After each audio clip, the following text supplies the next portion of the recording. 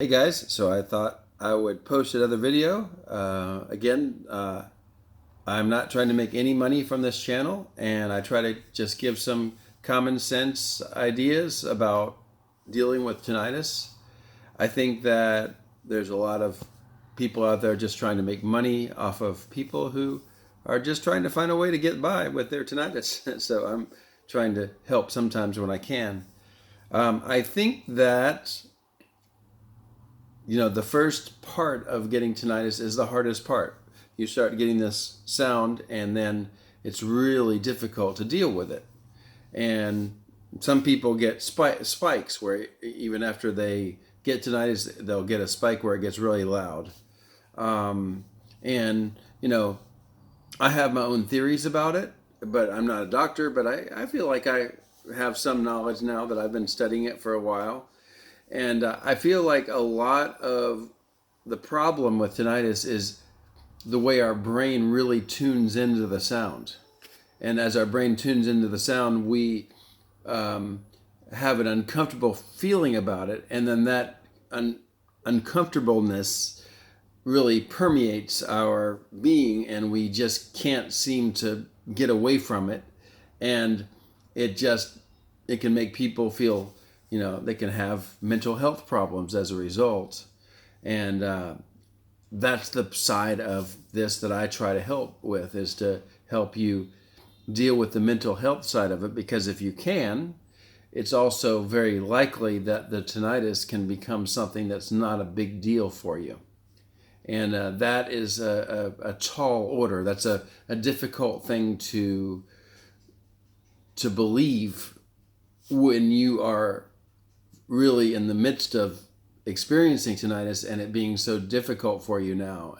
It's difficult to believe that it might be something that's not a big deal, because it's a huge deal for you now if you're, suffering. I'd like to tell you first that my story, like many other people's stories, started out with me having intense problems where the sound was really driving me crazy and I couldn't sleep. I went sometimes, days without sleeping. My record was 5 days with no sleep, and that was really crazy. And I was just like anxiety every day, and I couldn't not think about it. And I ended up taking 3 medications at the same time. One for anxiety, one for depression, and one for sleep. The one for depression was actually more for anxiety, but it took time to kick in. That was called Zoloft. But I took Seroquel for sleep and Ativan for anxiety. And I also took some other things like magnesium, which I really recommend if you're having trouble sleeping. There's some different forms of it that you can get, but if you take it about an hour before sleep, it can really help you to relax and probably at least increase your sleep time if you're, experiencing insomnia now. That's my number one go-to, magnesium. Now, back to what we're talking about. So I was telling you how I was in a terrible place where I had anxiety for months. It took me a long time to recover, and sleep problems for months. And I thought I was just going down and I was not going to be able to get back up and be good again. But here I am.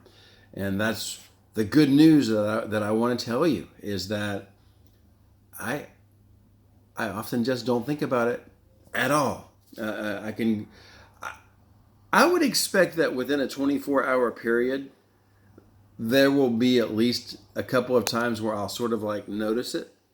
So I can't say like it's so gone that I don't even think about it at all. But it's like, it's so on the sidelines now that it's just not something that I think about. I don't spend time thinking about it. And when I do think about it, I am sort of okay with that. So how did I do that? I think some of it was time, and that's both something that can be encouraging and discouraging. It can be encouraging to know that it's very likely your brain is going to adapt better than it is now over time. It's discouraging to know you're not there yet.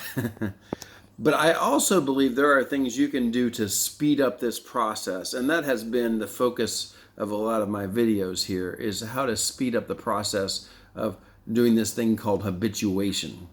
Um, and I think we have to think about how the brain works. The brain solves problems, at least the one that our conscious brain solves problems. And we have an unconscious brain that emits chemicals into our body when to respond to our environment. And it also responds to our conscious brain's thinking patterns.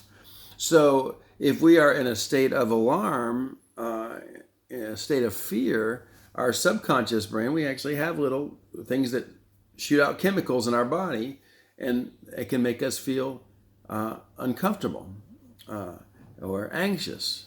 So the way we think about tinnitus can make a huge difference in what our unconscious brain is doing in response. And we can start to get where the anxiety goes down a lot. And if we can get the anxiety to go down, we get the sleep to get better. And as both of those things get better, we start to realize this is actually not that big of a deal. And then we actually get to the point where we don't think about the tinnitus hardly either. And that's wonderful. So the first thing to do is to go and see a doctor. Maybe you already have, and have them check your ears. On occasion, there may be a cure for your tinnitus. And on a very, very, very, very, very unlikely occasion, you might have a health problem that is serious and they need to know about it. So, but that's also the reason you want to go, not because you might have a problem, but probably because you don't. And you want to go to the doctor and have them tell you that you're fine, you don't have a health problem, you're not going to have a heart attack, you don't have some imminent risk that's coming to you soon that you have to deal with. And knowing that is one of the first steps to accepting that this sound that you have in your ear is not going to hurt you. That can just move your anxiety level down a little bit. But we're just trying to fight for a little bit of a little place to move even into a better place from. So once you get to that and you understand that you're safe, the next thing that you want to do, besides let me add that we want to have like background noises and things like that. Really, any noise you can find, you can search all over YouTube. I used the sound of a shower because it has kind of a shh sound, which is like my tinnitus. And but any sound you like that helps you to not think about it, that's great. And then you need to find some ways to not sit there and think about it. And that's hard. It was for me. I did things like drawing, exercise. I played solitaire. Looking at the phone's okay. I think that's okay too. Watching videos. I watched comedy videos where I was just laughing. I don't know what's the one from out of Canada. Why am I forgetting the name? But there's anything that makes you laugh, anything that really just gets your brain involved in paying attention to that thing. I do believe a lot in things like related to art and music and exercise, because you really have to use your brain to be focused on what you're doing, and that's exactly the goal, is to retrain your brain to get into something and really focus on it. And maybe at first you can only not think about it for 10 seconds, but you did that, and that's great. And then, but you just keep doing something, and maybe something where you develop it, like learning a language is great too, where you're trying to memorize sentences. Maybe you're trying to memorize song lyrics so you can sing a song. But you're trying to memorize something, you're trying to communicate in that language, you're trying to maybe listen to what someone's saying to you and understand what they said, or you're trying to remember how to say something. Those types of things get your brain trying to focus on that, and it can divert your attention away from the sound of the tinnitus. And like I said, you might only get 10 seconds. Then you might be like, oh, I actually went a minute, And as you get better at that, your brain will start to get, remember how we said we got about this much? You can get about this much, where you're starting to have, okay, sometimes I've got some, like, a little part of my day maybe where I study the language, or I draw, or I do exercise, and I actually go through a pretty comfortable period of time. Maybe I even notice the tinnitus, but I'm so focused on what I'm doing with that activity that I sort of forget about it for a little while. And it's like, oh, then one day you're going to be like, wow, I actually was hanging out with some friends and I was talking with them for about an hour. And I really didn't think about the tinnitus for very long, hardly at all. And, so that's a thing. It's just getting your brain. And the other thing that I wanted to bring up is the way you talk about it. And the very beginning of my videos, that was the thing that I decided was, I'm going to stop beating myself up and stop saying that I hate it, that it's terrible, I can't stand it. All those statements are actually your conscious brain helping your unconscious brain know that there's a big problem. And when you have a big problem, the unconscious brain emits chemistry, which we talked about. So as you keep saying, I hate this, it's terrible, I can't stand it, that's going to bring about that anxiety. So I know it's hard, but you need to defend yourself from that language and be like, okay, got to get a grip here. The tinnitus is not that bad. I can cope. I can deal with it. I'm not going to say bad things about it. It's not doing me any good to do that. So already logically, I need to retrain my brain not to beat myself up so much. And what I did is I said, I love the sound of the tinnitus, this beautiful metallic musical sound. Ding! It's like music in my universe. And my universe has this sound. And it's a beautiful sound, and I love it. Now, that's probably going a little bit overboard, but you see what I was doing there. I'm trying to, get my brain thinking about it in a different way.